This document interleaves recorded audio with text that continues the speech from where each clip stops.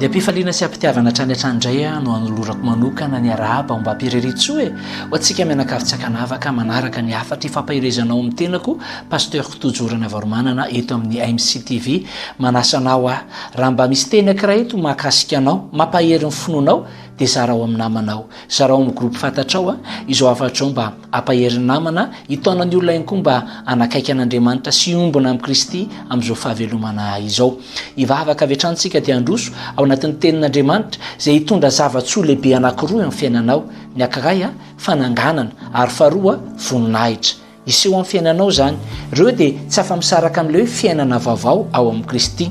resaka fotsiny le hoe hatramin'ny vavahan'ilay olona dia ny potika ny tokantrano ny rava ny fiainany tsy ryavana ny fiainanao amin'ny Kristy na ilay fiainam-baovao dia fiainam-pananganana ary fiainam-boninahitra manomboka eto tany ary mitomaka any amin'ny mandrakizay mba hisitraka an'izany anianao amin'izao fahavelomanao zao ivavakantsika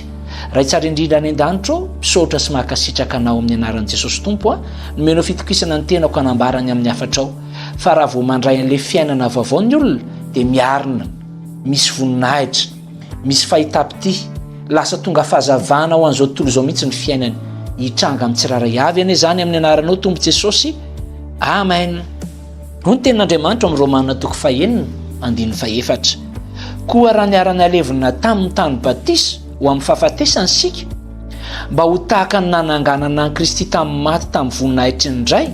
no andehanantsika kosa amin'ny fiainam-baovao manindry mihitsy eto ny baiboly mba andehanantsika kosa ho amin'ny fiainam-baovao tahaka ny ahoana moa nanoritsorita amin'ny baiboly an'ilay fiainam-baovao tokony mba andehanantsika dia fiainana misy voninahitr'Andriamanitra ary fiainana misy fitsanganana zany hoe taloha ohatra zao mety nidarapika tao anaty ota ny olona anankiray mety niletika tao anaty trosa amin'ny fiainan'olona anankiray mety tsy afaka mihitsy fambaray petsapetsa amina fahotana amin'ny fiainan'olona anankiray fa amin'ny fotoana mino an' Jesosy izy ary manaiky an' Jesosy amin'ny vavany mibebaka amin'ny fahotany ka tafakambana amin'i Jesosy zay tika le teny hoe niarana levina sy niarana tsangana tsy fiainana mandeha reritsony zany le fiainam-baovao fa fiainana misy fifampidirana amin'ny Kristy dia ambaran'ny baiboly hoe tahaka ny itsika niarana levina tamin'ny tany batisa ozy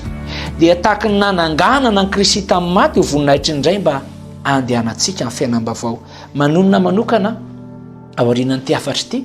raha tena inonao fa maty anao Jesosy nalevina izy taorianany fahafatesana ary tsy najanona tao izy fa natsangana tamin'ny maty dia ny fiainanao koa rehefa hikambana aminy dia ho alevina le olona taloha ho alevina le olona natao hoe nofosafosaina sy nokian'olona taloha ho atsangana le olona vaovao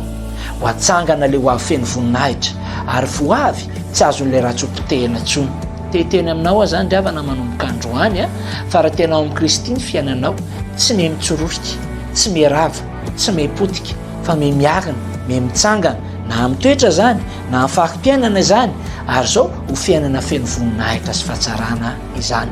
mamoditra teno anao ho tsara fefara amin'ny fiainanao sy ny taranakao ho tafatsangana ara-panasy ara-piainana ianao ary lasanao tsy resy no avinao mino an'izany va ianao ivavakantsika raha tsara indrindro misotranao amin'ny anaran'i Jesosy Tompo ny amin'ny afatra nampitaina teto